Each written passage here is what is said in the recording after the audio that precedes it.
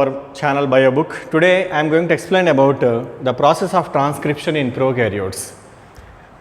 What is transcription? Transcription is nothing but the formation of RNA from DNA. The copying of RNA from DNA is known as transcription, right? So for this transcription, one enzyme is required, that is DNA dependent RNA polymerase. That is the name of the enzyme.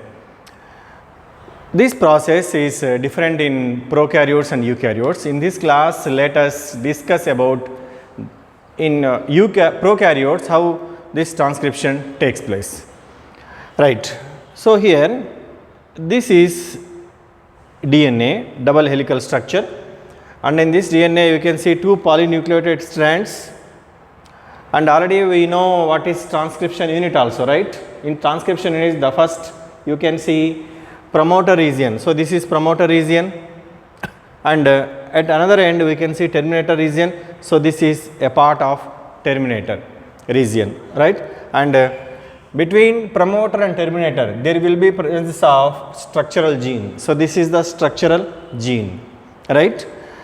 So here the name of the enzyme which facilitates the transcription in prokaryotes is DNA dependent RNA polymerase is the name of the enzyme, and this enzyme it utilizes nucleoside triphosphates as substrates for this process, right? And RNA polymerase, it consists of sigma factor and rho factor. And here what is the significance of sigma factor? Sigma factor, it initiates the transcription. Okay, so this is sigma factor, it identifies and it enters the promoter region.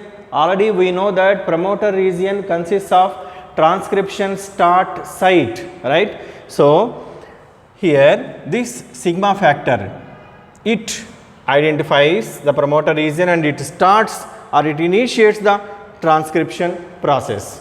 Okay, that is the significance of this sigma factor in RNA polymerase. So that will be the first step, that is known as initiation step. And after initiation, what happens? RNA polymerase, it enters into the double helical structure. It cuts the DNA hydrogen bonds which are there, which are present between two polynucleotide strands, right? And this is the RNA polymerase enzyme. And this RNA polymerase enzyme is there in DNA, double helical structure. And what happens here? Hydrogen bonds are broken down, right?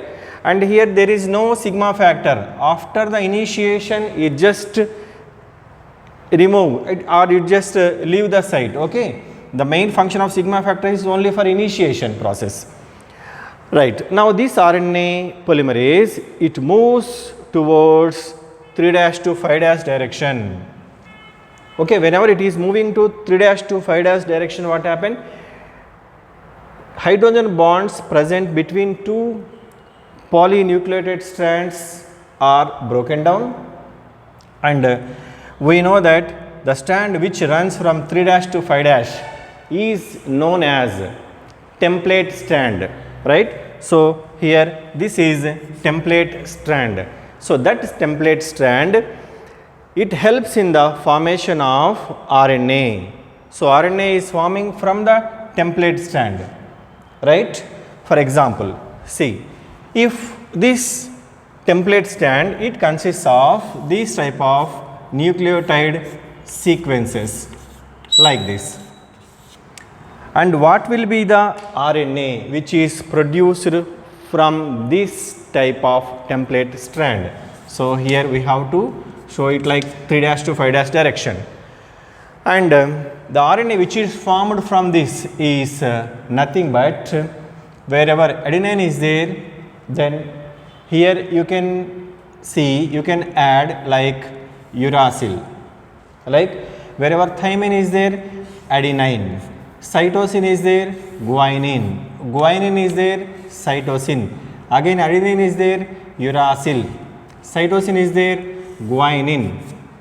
Okay, this is 5' to 3' direction. This is RNA.